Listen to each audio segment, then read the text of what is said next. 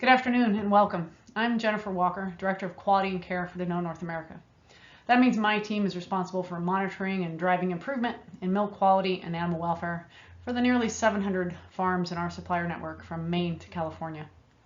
First things first, it's important to acknowledge that the material I'm sharing with you today is absolutely my perspective. It does not necessarily represent the position nor policy of Danone or any of its subsidiary companies. Doesn't mean that it doesn't agree, but I'm not here today as a representative of Danone, although I will share some of the work that I do for the company. With that, I'm going to turn this camera off so we can avoid this little distraction and get going. So to get started, I think it's good to outline the roadmap for the day.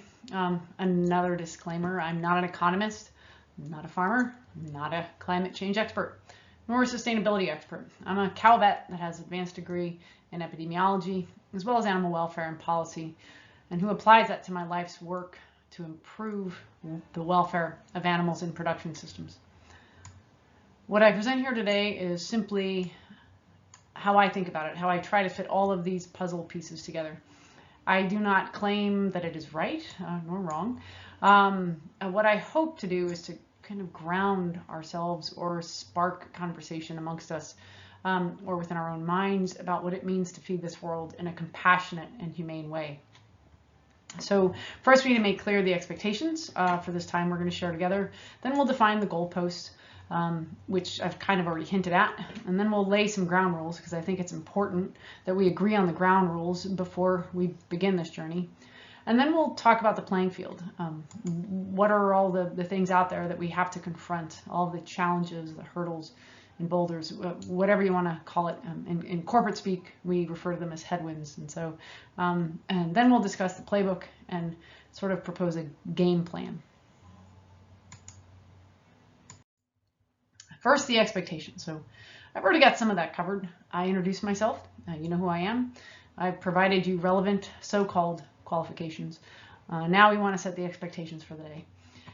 The reality is if you join the session expecting that someone would show up with answers or a plan, I'm sorry to disappoint you because I have neither. What I hope to do is, what I think my role here is today is to provide a starting point to what I think is a much overdue and much needed conversation. If we embrace the traditional rallying cry that we need to feed the world, and we look at the fact that approximately 925 million people are suffering from hunger, the simple, quick answer is we just need to produce more food, 60% more food. But we need to look closer. Yes, 1 out of every 7 persons is left behind. This is senseless, as we already produce enough food to feed everyone. We can feed everyone if we wanted to. The truth is that the way we produce and process and distribute and consume our food is wasteful and fraught with political hurdles. Roughly 1/3 of all the food produced in the world for human consumption each year, approximately 1.3 billion, that's with a B, billion tons is lost or wasted. It isn't just us or the US, or so-called first world countries. Industrialized and developing countries squander roughly the same quantities of food, respectively, 670 million tons. But the root cause is different. So food losses occurring in developed countries, these can be reversed by improving infrastructure, increasing investments in production, harvest, storage, post-harvest, and the processing phases. Food waste in what we would call industrialized countries, really is focused on retailers and consumers, you and I, that throw away perfectly edible foodstuffs. In sub-Saharan Africa and Southeast Asia, consumers throw away only 6 to 10 kilograms of food per year, compared to the US and industrialized countries, where in Europe and North America, we throw away 95 to 115 kilograms per year. That's 10 times more food waste that we have compared to developing countries. So I think we need to rethink the goalpost for the future. There is no doubt that we can increase food production by 60% by 2050. I just don't think we need to consider the 60% number a foregone conclusion. We have to work in ways to feed the world with less, and in the process, set a compassionate table. In doing so, we need to make sure that we protect public health and food safety, because that's a non-negotiable. But it also means we have to advocate for the animal and the planet. Some may be familiar with the concept of the 5 freedoms. That animal welfare is really focused about protecting animals from suffering. I see this as insufficient and quite frankly obsolete in my view. We need to aim for a life worth living, not just a life without suffering. This means focusing on optimizing animal welfare, production, and efficiency, not maximizing. If we insist on maximizing one, we will never be successful at the others. Now, some in agriculture worry that attempts to provide for positive welfare, optimizing welfare, will tie our hands in this attempt to feed the world. I don't buy into that narrative. And while my focus here is on animal welfare, we shouldn't forget that all of this depends on the welfare of the soil and the planet. We cannot have one without the other. To limit our thinking to sustaining is to fail before we've begun.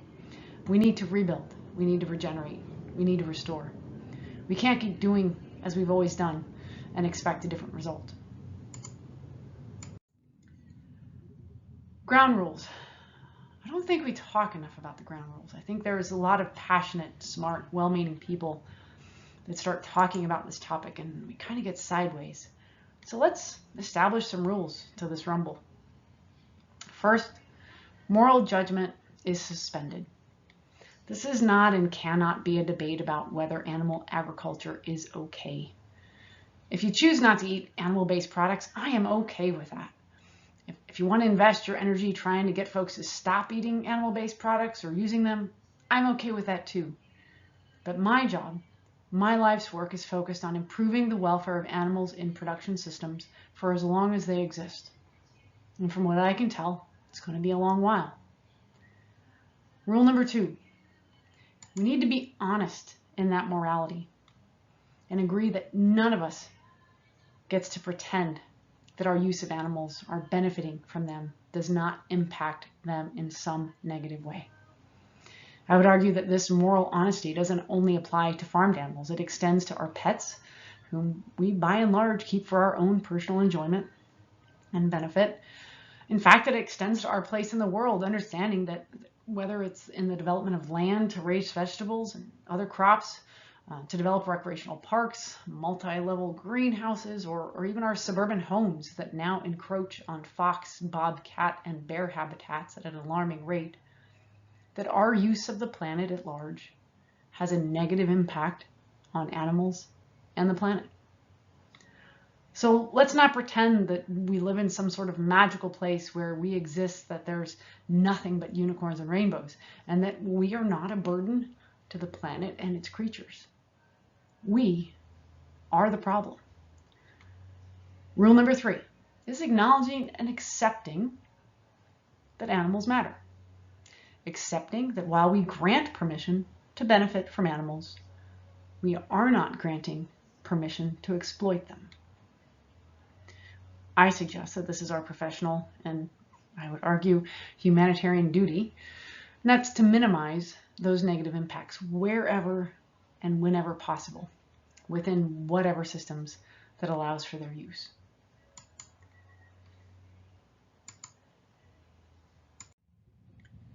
Rule number 4, we not only need to recognize that animals matter, we need to recognize that what animals want matter. And in doing so, we need to be the champion and advocate for the cow and the chicken or the fish and make sure that we are asking the right questions. What do they want and prefer? Meeting the needs and wants of the animal needs to be the goal. We must not let consumers impose their perception of what animals want. There are several examples where we have allowed consumers to drive changes in management systems that have delivered a positive change in one area, only to create a negative welfare impact in another. We need to find ways to give farmed animals autonomy and a life worth living. But we also need to be honest and recognize that in this journey, in finding the right way or the better way, we will forever be course correcting, because we will always find better ways to do what we did yesterday. And we will have to compromise. We will make hard decisions, because optimizing requires compromising. And lastly, we need to accept the idea that there are no bad systems. Now, this is a gross overgeneralization. Yes, I think gestation crates need to go. I think tie stalls need to go. Yes, we should not have beef cattle fed in such a way that liver abscesses are normal. And yes, cows should not spend their entire lactating lives on concrete. What I mean here is big picture. There are no bad systems, just bad management.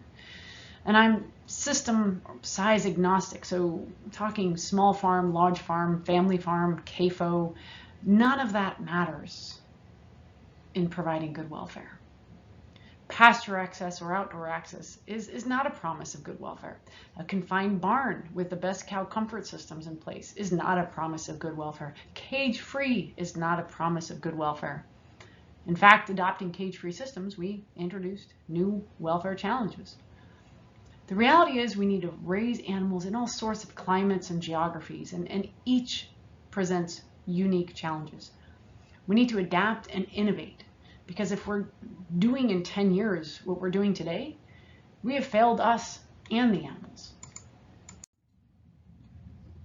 Okay, so with the rules in place, let's look at the playing field. Let's scan the horizon and get the facts and identify those boulders and hurdles that we either need to move or leap over. There's been a lot of talk around the population growing. If we look at the UN projections, the population in most countries actually will be relatively stable, if not decreasing. Really where we see the population growth is really primarily in Africa.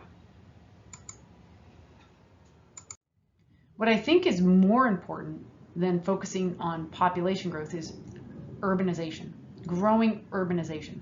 Looking at the projected urbanization of each of these areas over time, we expect them where we expect them to be in 2030. We see a much larger dynamic and need to understand how this impacts demand.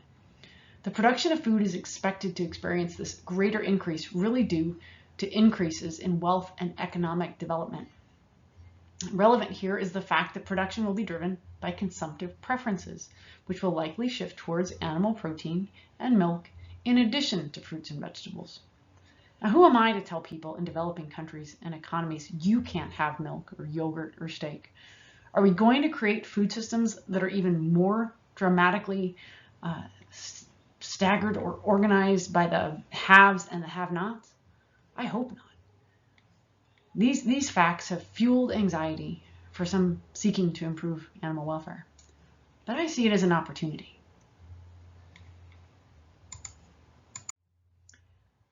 So what else is on the field? Looking down the field, we need to anticipate penalties. There will be disease, even in the best of systems. And the good part is that much of what we do from an animal welfare perspective in optimizing welfare while optimizing production and efficiency, these improve health and minimize disease on the whole when we get it right. But, and there's always a but, there are some things we do to improve welfare that are really hard to see any measurable or quantifiable improvement in health or production. And that is welfare for welfare's sake. At least we have challenges in capturing and quantifying the production benefits anyway. The elimination of branding or humane dehorning are probably good examples where it's difficult to capture the financial benefits of stopping branding. So it simply becomes a moral imperative. We don't need to, so we shouldn't. I would argue that I do think cows do better without having to manage the stress and recovery of branding. I do think they suffer a setback when we brand, but they have compensatory gains, and so we don't necessarily see this production or lower efficiency of gain. So again, sometimes we choose to improve welfare for welfare's sake, and it becomes the cost of doing business. We already talked about what I call the food waste fumble. We need to recognize this on-farm fumble as well. On-farm mortality and morbidity is food waste. I don't think that this is captured at all in these overall food waste figures. We also have the challenge of what I think has been described in the last year or two with COVID, and that is a fragile supply chain. What happens when supply chains break or stall or simply delay? When the movement of animals in systems that are built to move animals through at a steady pace and have a constant stream of animals coming in, what happens when that outlet is blocked and that inlet is already in the queue? It created problems, dreadful, difficult, heartbreaking problems. I think we need to think about that because there were no simple fixes. There was a complicated stream of events that I don't think anyone ever imagined, certainly didn't anticipate, so we didn't have any solutions. While there are many critics and certainly things to be critical about, there were as many immovable boulders, and we need to think about those and consider that and show a little grace. I know not a single person that was not heartbroken about what had to be done and what had to be managed. My only hope is that we learn from it and we do better next time. Lastly, there's simply bad signals, fake news. A great example is the fake news of the publication of FAO's Livestock's Long Shadow back in, I think it was 2008. I don't remember when exactly, but it was just a patently false misrepresentation of data that has been ever since positioning cows as the problem of climate change. And this has really done cows an injustice. The report and the math has long since been debunked, and yet we still see again there's startups and people out there wanting to leverage that to their own advantage and developing all kinds of strange paraphernalia to try to minimize the carbon impact of cattle, when the reality is the report was just a gross over and misrepresentation. And we need to be critical because there's lots of policy out there that is based on bad science. The second bad signal that I see are so-called animal welfare certifications. There's a lot of influential people and companies that put a lot of weight and money on certification. While I think there are some certifications that certainly do something or provide some value to both the supply chain and consumers, when it comes to animal welfare, they are useless and potentially counter to animal welfare. There's not a single one that I am aware of that has demonstrated that they actually improve or ensure the welfare of any animal. And take this from a person who would be happy to pay for it as a consumer at the checkout counter. All of these certification schemes, and I think scheme is a good word for them, all they do is create mixed signals. They generate income for the so-called nonprofits or organizations selling their label, and they also generate income for audit companies. And what's worse is they plant this seed of doubt into consumers' mind and try to take advantage of it. While we should all be concerned about animal welfare, certifications creating a false sense of security with consumers so they reach for that label is not the answer. I don't believe consumers should have to think about it. I think that every consumer should be able to pick up a cup of yogurt or a gallon of milk or a steak or chicken wings and feel that everything is being done to try to ensure optimal welfare and provide for optimal welfare in the system. It should be a given. Now, I think the trick is, and where I think we've largely failed as an overall industry, is how do we prove it? How do we communicate our efforts to consumers and customers to provide that sense of security that it's being done without relying on meaningless labels? Now, let's not forget about the referee. When it comes to the animal welfare audit game, it's important that we have a referee, and the first important consideration is keeping in mind that all audits are not created equal. To be honest, the animal welfare audit and certification landscape is more of a minefield. When it comes to audits, it's absolute chaos. What I show here is just a snapshot of a few animal welfare audits out there. But there are several more, and it's no wonder consumers are confused. Thankfully, there's help out there. The first step is making sure that an audit is reviewed by PACO, the Professional Animal Auditor Certification Organization. PACO is made up of a board with knowledge of both animal welfare and the relevant species-specific sciences. And they work with external expert panels to review and certify audits. While there are some basic requirements to be PACO certified, one of the key elements is that they make sure that an audit is in fact auditable. What do I mean by this? This means making sure that the audit uses specific measurable outcomes. Good audits don't ask questions like, is the nutrition, the light, the bedding, or the air quality sufficient or adequate? Good audits don't ask if bedding is comfortable. Good audits use specific measurable outcomes and make sure they employ a robust sampling protocol. PACO takes it a step further and then provides training and certification of the auditors themselves. But PACO certification isn't enough. PACO doesn't certify auditors to specific audits. They certify auditors on the principles and execution of good auditing for each species and system. It's therefore incumbent upon the user of the audit, in my case, Danone North America, to make sure that the auditors they hire have been trained specifically to their audit. In our case, this means that each of our auditors are both PACO certified and Farm Program certified, both of which require shadow audits. We then require each of our auditors to complete a minimum of 2 additional shadow audits to our audit specifically.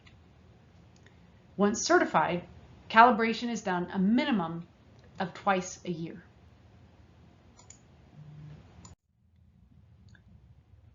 The next job of the referee is to maintain integrity. That is, who's auditing the auditors? Many folks would be surprised to find out that the majority of animal welfare certifications out there have no actual external oversight or process to ensure the integrity of the system. Additionally, while many use third-party auditors to perform the audits, very few supplement their process with additional internal second-party audits. The addition of internal, or what I refer to as second-party audits, is considered best practice and has been recommended by Dr. Temple Grandin. Temple often refers to well-designed programs as a 3-legged stool. That is, they use third-party as well as second-party auditors in addition to having reporting systems that are completely transparent. Audits lacking this approach allow for blind spots and do not withstand scrutiny. While we talk a lot about audits, it's important to understand that audits are only a piece of the puzzle. It's important to recognize the difference between an animal welfare audit and an animal welfare program. Lots of companies audit, and a whole lot more companies have policies, but very few companies have invested the time and energy and money to develop a robust program. The majority of audits out there are designed to do 1 or 2 key things, that is, mitigate risk or deliver a market advantage. I'm not aware of any other program that is committed and invested to do what I think is the most important part of any animal welfare program, and that is doing good, actually improving animal welfare.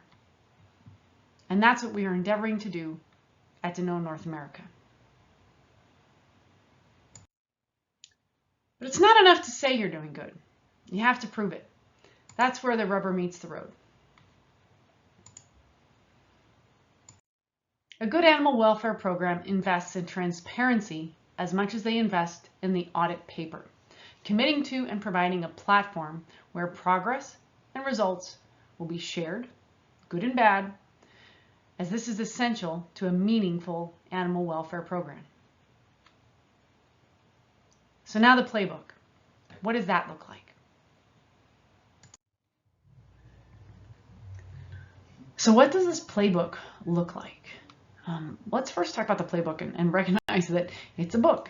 It's not a page. And what I mean by that is there are many paths to success. What does this look like from my end of the barn? In my role in working the supply chain, again, there's more than one way. I'm using dairy as an example, from pasture-based, organic to conventional systems, cows inside, cows outside. For each one of these systems, I could list 10 things I love about them, and then 10 things I hate about them. The trick is not to throw the baby out with the bathwater. How do we make the systems we have better?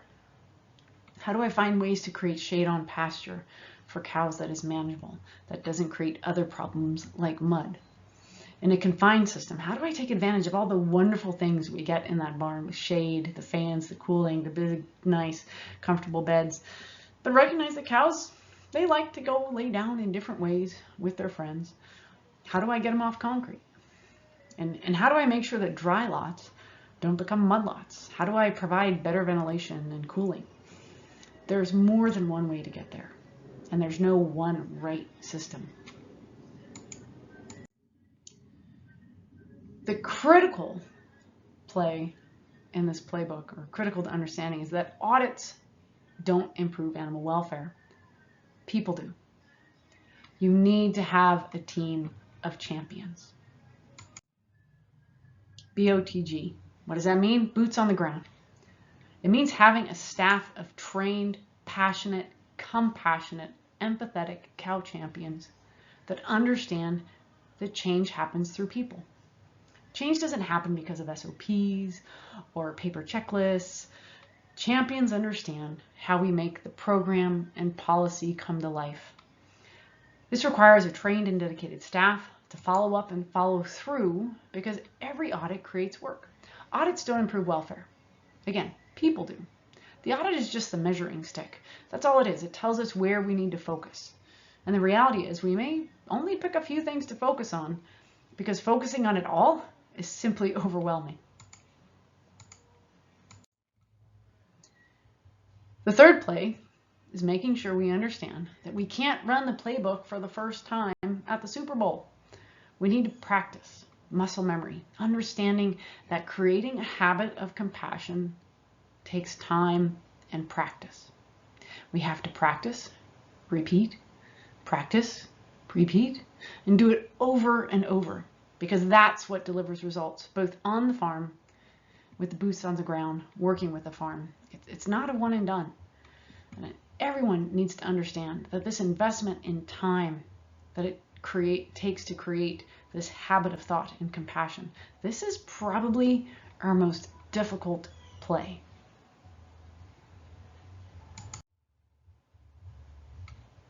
With the right people, this is where we teach this habit of compassion. While our habit of compassion may be informed by an SOP, it needs to translate into action on the farm. Making sure that the team, the owners, the managers understand that how we respond in the moment is where we develop that habit of thought. It's not enough to have an SOP. It's not enough to have the audit. We have to help them develop this habit of thought. Again, retraining and developing the tools like this simple SOP. It's a starter for the conversation. And this can sometimes be a challenge. I think veterinarians are probably the worst when it comes to SOPs. We tend to write SOPs fit for NASA. We don't need to create a recipe that accounts for every little thing. We need to create and train to an SOP like this that teaches a habit of thought, that what matters is the animal in front of me. We need to build the habit of thought and then give them permission to make the decision, but also give them the tools to make the right one. So the boots on the ground. These folks help develop the tools, they help train and retrain. Lastly is remembering that this is a team sport, that everyone has to have skin in the game, and that means the farmer, processor, customer, whether it's Walmart or Starbucks, and you, the consumer. You need to support this effort. Consumers need to pony up, customers need to reward leadership, and processors need to put their money where their mouth is. I'm sick of pronouncements and folks throwing money of some sort of consortium and that supports some grander talking point. It's one thing for me to say that dairy farms should provide enrichment. It's another thing altogether to be the change. So what does it look like for a processor to have skin in the game? Imagine if Danone says cows need to have brushes, and we're going to give you one. It's easy to say that calves should have jackets in winter and live in systems that provide social housing. It's a whole other thing for Danone to give farms jackets and to give farms hutches so that they can transition from systems where calves are kept on short tethers to systems where we have paired housing. That is what Danone North America is doing. Danone North America is committed, and we have committed financially a budget to help farmers implement these practices. It'll be a slow process for sure, but we improve animal welfare, one cow and one farm at a time. Policy and press releases don't deliver results. Boots on the ground do. And that's where I think we set ourselves apart as leaders in the supply chain. That's what I have for you today. I'm not sure if it is what you expected or wanted, but I am happy to answer any questions. Thank you.